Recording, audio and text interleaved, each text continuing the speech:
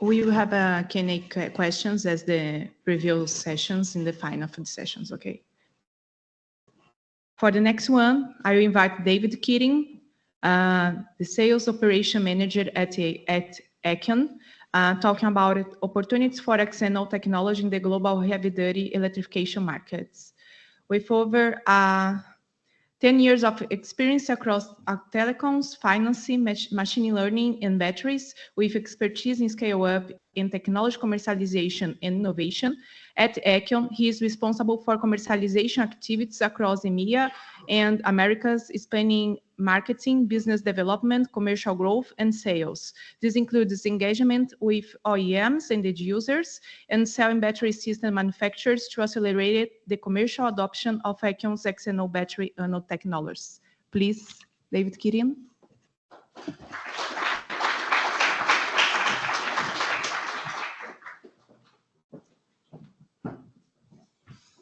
Great stuff. Thank you very much.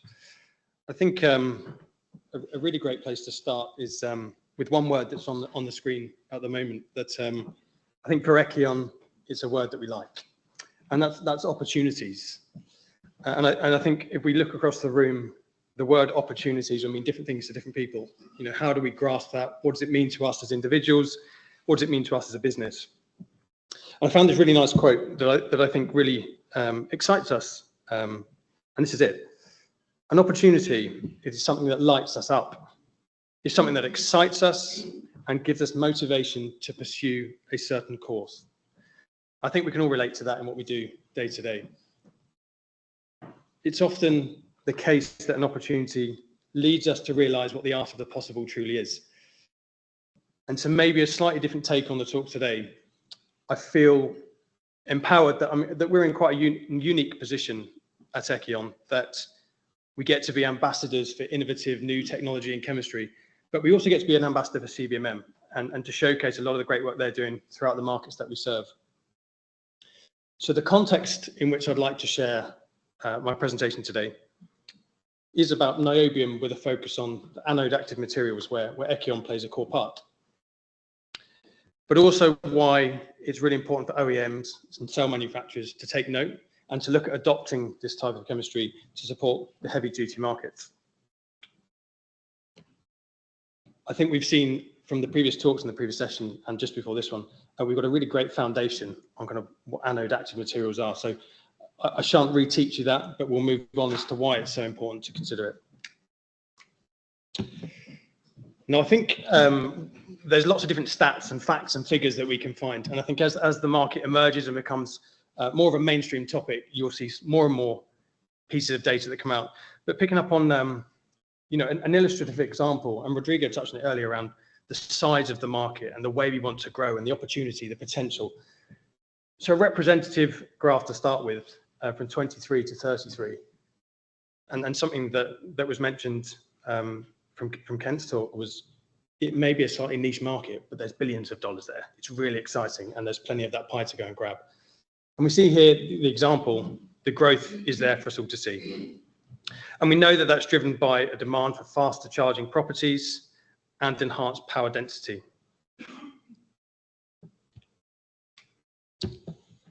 Now, batteries, we know, are a crucial technology to enabling mass electrification and decarbonisation. And mainstream technologies do a really good job of supporting consumer demand to reduce the reliance on fossil fuels.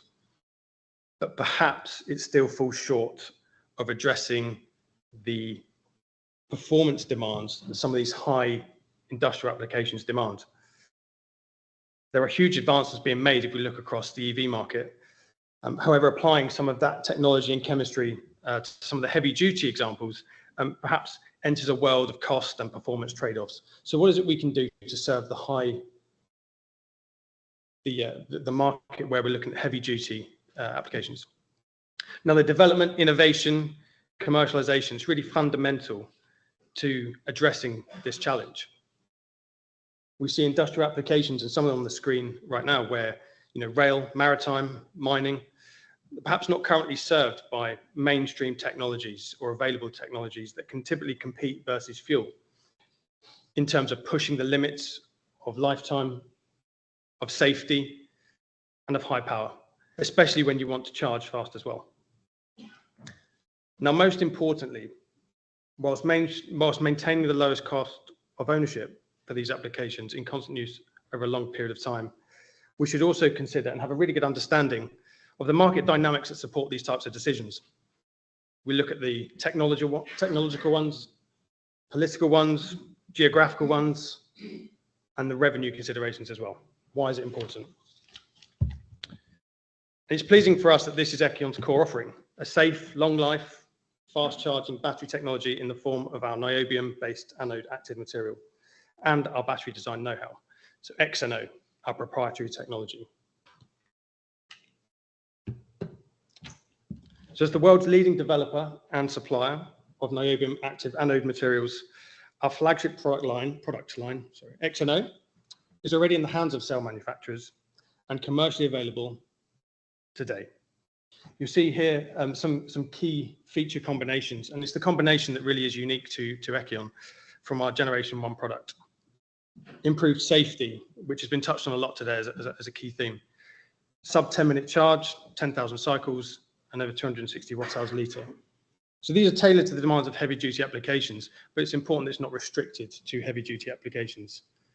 Commercially, we see engagements and opportunities beyond heavy-duty applications, consumables, medtech. But for the purpose of today, we'll stick with the heavy-duty theme. Now, we've had some really great introductions, as I mentioned, as to kind of the chemistry, the makeup of the anode active material. The way I like to explain it is if we look at the green section on the diagram to the right-hand side, a bit like a car park. The Exano anode material will essentially enable you to park more cars in that car park. Think of the cars as the lithium ions. And hopefully that starts to paint a picture as to why this is significant. Building on that a little bit further, Exano is inherently stable active material. It's got exceptionally high lithium ion diffusion. And this is enabled through a combination of its physical, its chemical, and its structural properties. I know we've touched on this a little bit before, and there's a great team from Echion here if people would like to raise and have discussion about that as well. From here, you'll see the position that Echion has in relation to some incumbent technologies. So the graph we've got here, we've got some examples of graphite and LTO, and we see the strength of both of those. So graphite, as we know, pretty good energy density, and LTO, fairly good C rate as well. And where Echion really positions Exano is to bridge that gap between the two. How can we maintain a material that has really good C rate performance, but also competes with the energy density in some of the markets that we're trying to serve? And as we go through the discussion and the talk, we will land on a couple of real-world market examples, some of which are hot off the press. I'm really excited to share with you as we get towards the end of the talk. You'll see the CBMM logo on here, and that's obviously there for a reason. As an ambassador, we'll walk you through this slide. But chemistry to commercialization, it's typically quite a challenging journey, and one that I'm sure a lot of people in this room have taken. But how do you get from original chemistry all the way through to the end result, the end users, the OEMs? Well, this starts to paint that picture in the role that Echion plays within that chain.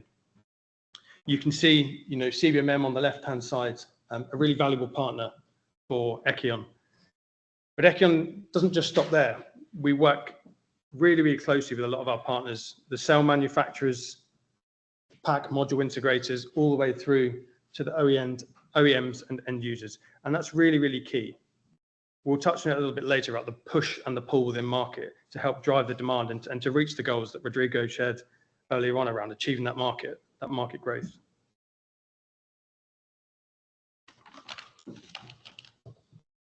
And to add more context to that as well.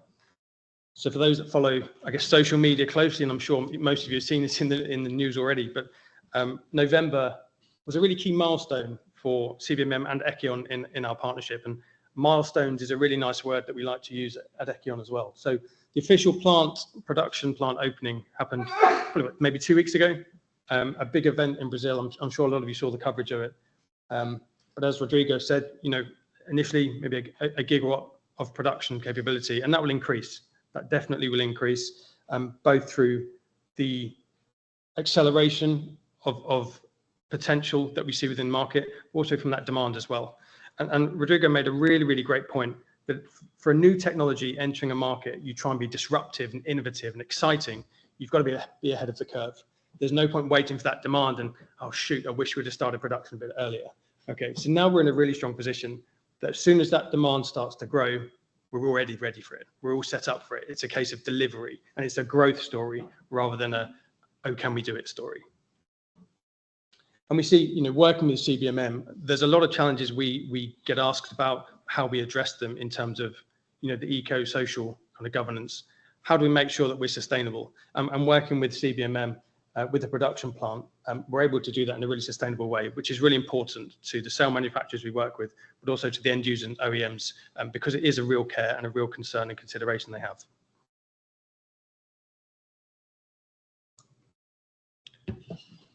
So when we think about opportunity, and there's some really nice examples that we will come to, but if we look at heavy duty, and there's some typical examples of the markets we work within at Echion. But for decades, if we look at heavy duty industries that have relied on diesel power, we look at the rugged machinery that's obviously often associated with those industries, the trucks, the bespoke transportation systems, they definitely bring some challenges. Excess heat, exhaust fumes, the need for extensive ventilation systems, noise, vibration, protection to support structural integrity of tunnels and shafts when we look at mining. We know that high-powered diesel engines are heavy, they're pretty bulky, and this in turn means that there's larger tunnels, there's a high excavation cost, and a limit of the smoothness of operations due to the requirement to refuel and to make sure that we're operational as much as possible throughout the day. To dive a little bit deeper, there's some case studies of real-world applications where XNO can support. So here, light rail, we can see that the material is cycled with a light rail duty cycle directly compared to LTO technology.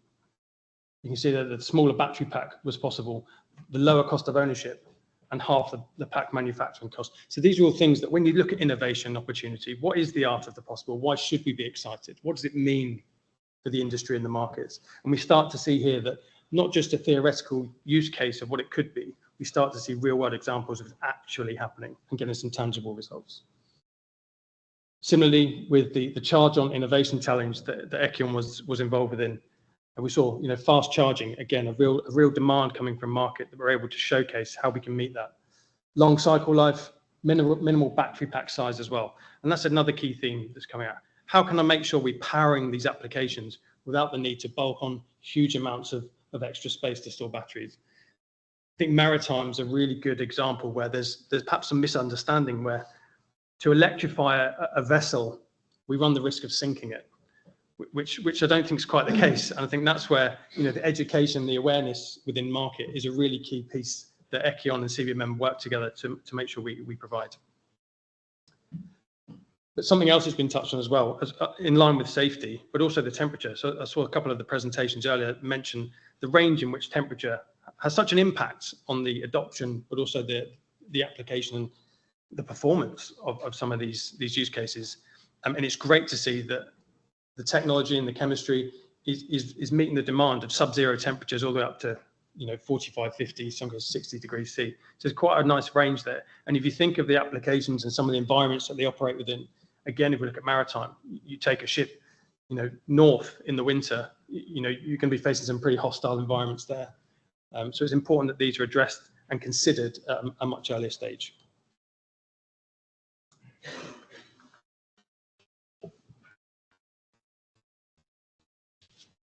Again, if we look at the maritime application, I think it's a really good example here where whether it's a full electric system or whether it's a hybrid system, there's a number of different use cases and ways in which you can penetrate this market, and there's opportunity there. Again, there's often the assumption that we have to go for a big vessel, a ship, a ferry, something huge to go and showcase. But actually, we're already seeing a lot of the advancements in crew transfer vessels, hydrogen, ammonia. There's all these technologies that are being considered. And it's really great to see that Niobium and XNO are starting to become part of these discussions as well. And I think that's really, really key. Just starting those conversations and showcasing why and how it's important to look at things from a different perspective can really help grow that market.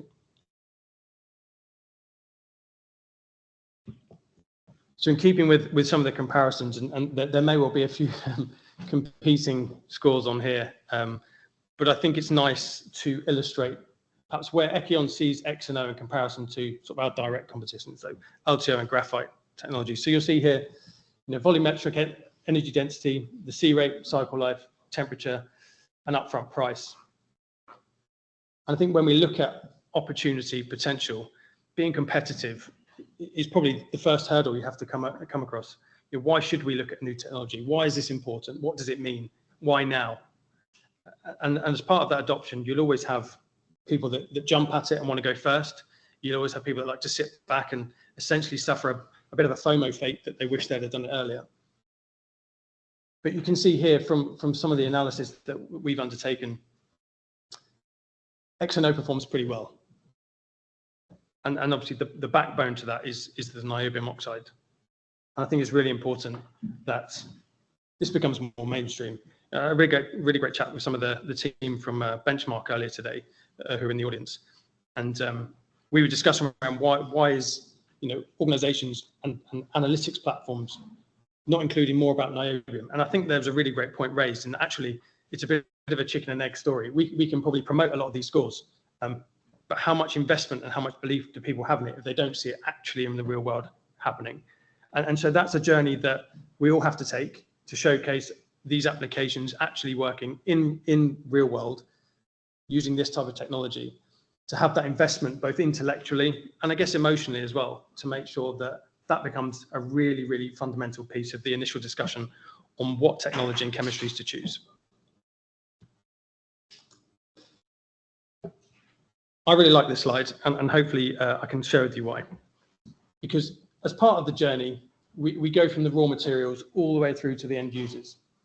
But when we talk about education, we talk about the need to promote different chemistries and technologies. It's fundamentally important that we have a push and a pull. You see from the left to the right, we have the push. It's Echion and our team pushing out to the market, working with cell manufacturers, OEMs, end users, academia, R&D, to promote why XNO is something that should be considered. But equally, to drive that demand and to drive that surge in adoption, we need to make sure that we're creating a pull from the market as well. So our efforts don't just stop with the early stage. We go all the way through with the pack integrators, the OEMs, end users, to make sure that they're aware of the potential of this type of technology, so that they can then increase their demand and discussion they're having with their own cell manufacturers as well. What does that mean? The net result, and I think when we talk about opportunity and potential, but the net result here is that you've got a really big push and pull within a market that's demanding something different to address some of the questions they've got. And I fundamentally believe, and it is a passion for a lot of people, and I love it when we're in the Echion offices and you live and breathe it, but a real passion that this is something that's going to change the industry and something that we should all get on board with.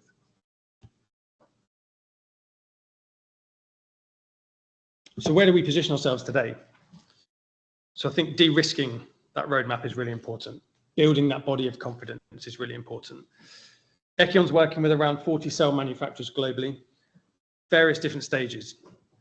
We have some commercial cells available. We also have some early stage development programs in place. But benchmarking around about 25 different subsegments across a couple of key industries is really showcasing to us where this technology could be adopted the fastest. You see here that we have an R&D investment fund. Some of these programs can take a while, 18 to 36 months. It's about accelerating that through close partnerships and making sure that the journey to success is really clearly understood. And then moving on. So I promised that there would be a couple of real world examples as to where this is happening. So the first of which, Leclanche, so European-based cell manufacturer, a leading provider of energy storage solutions, have developed XNO50, which is the world's first lithium-ion battery cell featuring XNO material from Echion. So what does this do? Well, it provides cell manufacturers, it provides OEMs with a differentiated battery option that is outperforming existing chemistries in heavy-duty applications such as rail, maritime, and mining. Now, commercially available, XNO50 delivers the benefits expected from the new XNO anode chemistry including a 50% higher energy density versus LTO technologies. Coupled with that, fast charging capabilities, and importantly, high cell safety in extreme conditions are also part of the profile of this cell.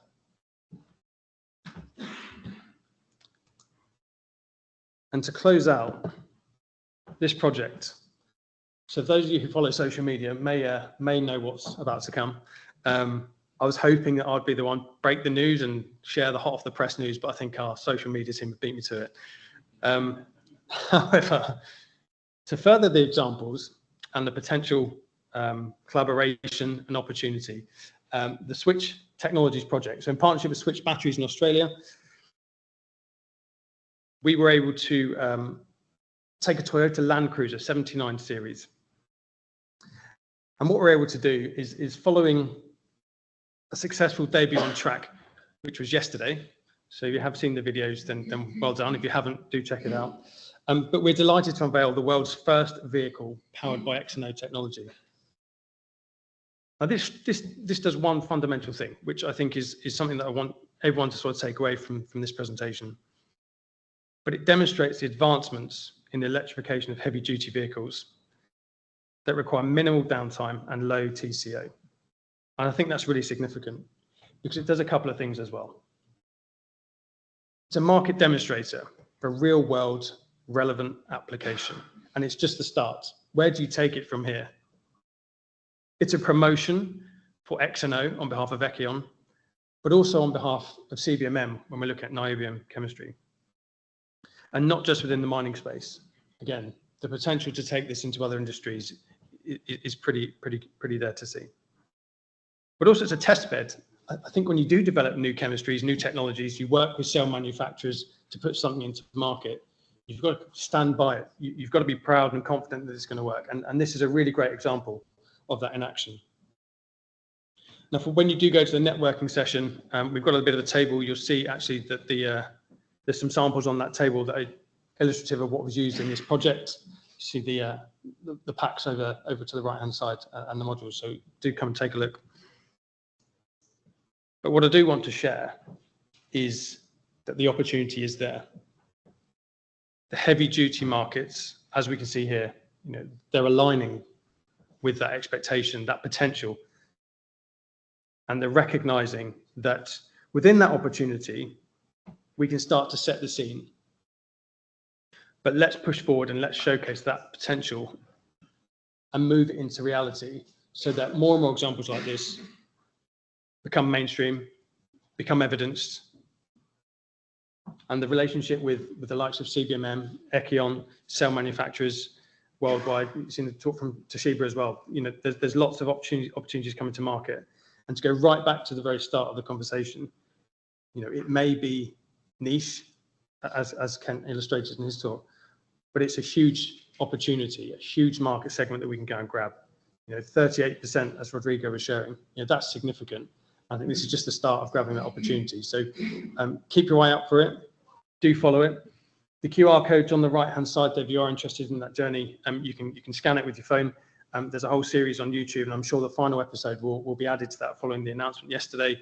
And you'll see the vehicle on the test track driving around.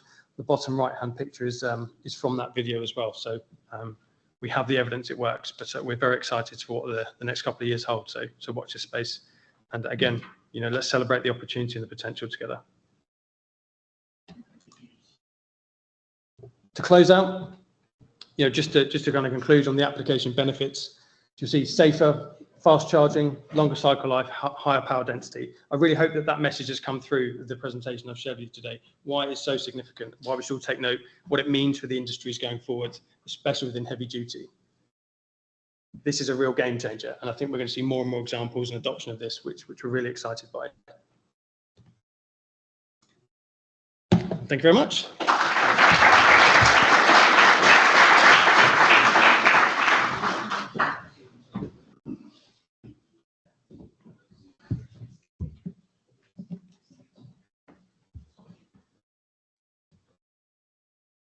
For the next presentation, we will see the application of niobium-based anodes from Toshiba. with Iran Gallo, product engineer at Volkswagen Bus and Trucks.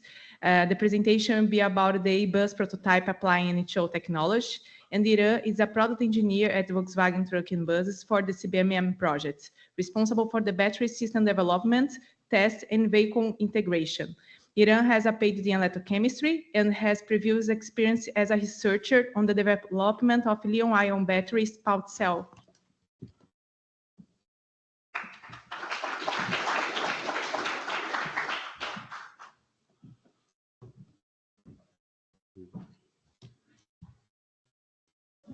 Well, good afternoon, everybody. So just to start, it's a great honor to be here. So to say that what we have here is to stand upon the shoulders of giants, I think is an understatement. I mean, there's so much work going on that we saw today, right? From the particle, now we have the honor to see a whole bus with this battery. So I think it's a great honor. And I would like also to thank you, CBMM and Toshiba, for the partnership. Without you guys, it would not be possible. And also, I'm sure that my team is probably seeing me. So I'm here representing the engineering team from Volkswagen, which is an amazing team. So there is some very talented engineers there. So I thank you, all you guys that are watching me now. Let's see. So on Volkswagen, we already have a e-truck that is, we call it a delivery. We worked very hard on it since 2018, and it's based on LFP technology. And we also have an e-bus. So, so here we are comparing two different technologies, and each of them has its own niche. Like many people talk about niches today, and as they said, niches can be multi-billion-dollar opportunities. So we also believe that this has very high potential. So on the one side, we saw an overnight charging that anyway, it would need a garage charging, it would need garage infrastructure. So with LFP, we're talking about 4,000 cycles to 5,000 cycles. It has a mature market and has autonomy and reliability. On the other hand, we have the opportunity to validate, test, and study this amazing new technology with fast charging operation, and it allows for the infrastructure to be on the route of the bus. So you don't need to stay overnight charging. You can use the infrastructure. So we have more than 10,000 charging cycles, and we have a great potential for total cost optimization. And it's more flexible for non-stopping scenarios. So if you can charge your vehicle in 10 minutes, that same charger will be ready for another vehicle to go there and use the same charger over and over. So a little bit about our technology expertise. So during this project, we took the Toshiba modules and we built up a battery pack. So that was a great learning experience. And with that, our engineers also developed the thermal management system, the electrical powertrain, the power distribution unit. So, and also the software, which it's very important to just integrate everything together. And that's the great challenge. So originally, this presentation was made for Arasha to take just 10 minutes. But I'll take a little bit more. I just learned it's 25 minutes. So because of that, I'll try here to just explain a little bit of our development. So everything starts knowing the client, knowing where you're going to run your vehicle. So based upon that, we make a duty cycle. This duty cycle will give us a graphic with the power over time. And then upon that, we can define how much batteries we need. So after that, we have very talented engineers that will go assemble and design the project on 3D. It's a huge work. And then we'll see, okay, what is the optimal electrical powertrain based on this duty cycle and based on this battery. So just to give an idea, and I know that they have a huge work behind it. Okay. So on Volkswagen, we try to develop a modular system. So our buses and trucks can be assembled in similar manners. So in this case, we have here our low entry bus.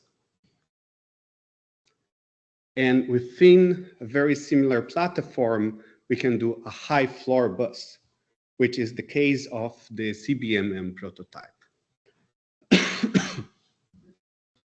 And so creating this with this modularity, we developed this specific bus to carry up to 4 battery packs. Each battery pack will have around 30 kilowatt hour. So if you use just 2 battery packs, you have 60 kilowatt hour.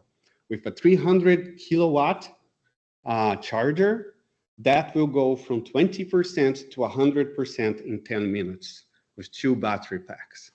Now, if you go to 4 battery packs, that's around 120 kilowatts. So again, if you have a charger of 600 kilowatts, you make the 10 minutes. And here, comparing it to our commercial vehicle, which usually uses 150 kilowatt charger and has a 250 kilometers. But the comparison here is what I wanted to bring attention, is that for many applications, actually for 90% of urban application, we don't need a lot of batteries. That is actually wasting space for the vehicle and wasting weight for the vehicle. So if you 6 kilometers autonomy can do the job of a 250 kilometers in some applications, right? And so this become possible with the niobium batteries, because so far charging in 10 minutes was not possible, at least not, you would lose a lot of lifetime. There is, as you told here, there's problems with dendrites, there's problem with heating, there are many problems, but now this kind of technology is possible with niobium batteries. And here is an example. For instance, if we have a bus that can charge in 10 minutes and it has 60 kilometers of autonomy, if you are in a city, you go from 20 kilometers per hour, that's almost 3 hours of operation. So let's say in these 3 hours, you can actually manage to put 10 e-buses in the same charger. So you have 10 buses and 1 charger, and you operate infinite without stop. On the other hand, you could have a bus that has higher autonomy, but anyway, it will have to stop eventually and stay 2 to 3 hours maybe there. So you need infrastructure for that. Maybe you need 1 charger per bus, or maybe 1 charger for just 2 buses. Then you start putting these math and you start seeing that there is a lot of room for saving money also here. You have less chargers. So here we have 300 kilowatt charger. Against here, if we have 10 chargers of 150 kilowatts, that's 1.5 megawatts. So you save money even on the infrastructure, you save money on the charger, and then you save on having less batteries there. So there is a cost optimization. So on our vehicle, we are in a pre-development phase. So we're focusing very heavy on integration security, reliability, controlled environment, and system validation. So we are day and night literally running the bus to deliver it in a very stable experience and very reliable. Here is a small demonstration.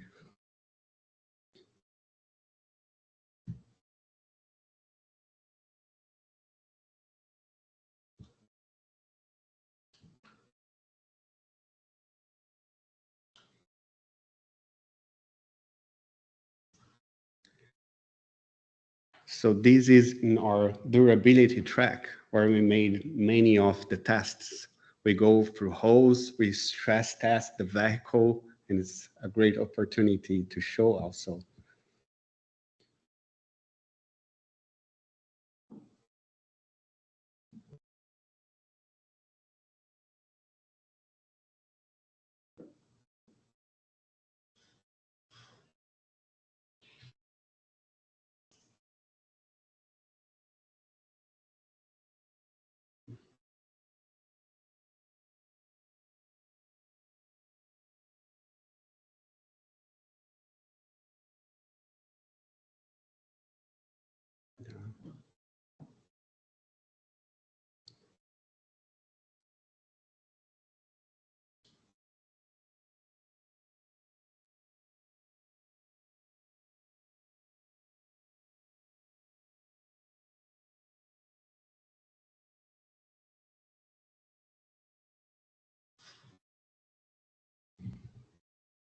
Okay, and so right now we are right in the end of this phase. So we are confirming the pre-development results, analyzing all of data.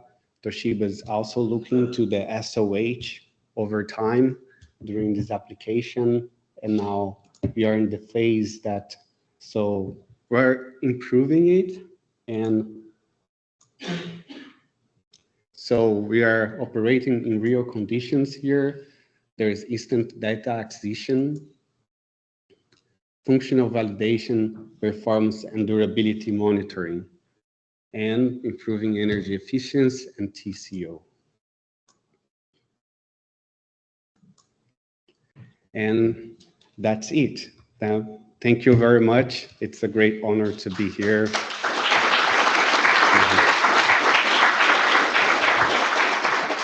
So, good evening. So I will come to the end. So I will do my closing speech from the deep of my heart. It's here, okay? So it's easier.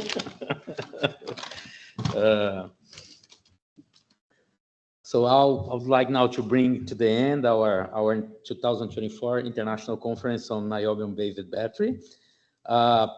I want to start thank you for the audience that are here until now. Thank you very much. Our speakers, moderators, and of course the organize and Beta Technology that inspiring this event.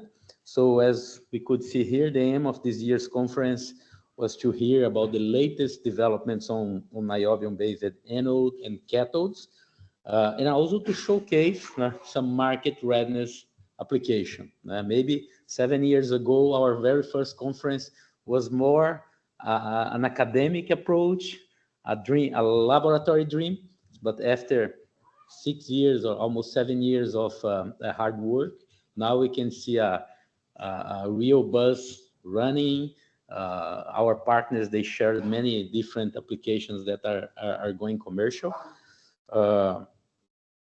So these achievements is really very, very important for us.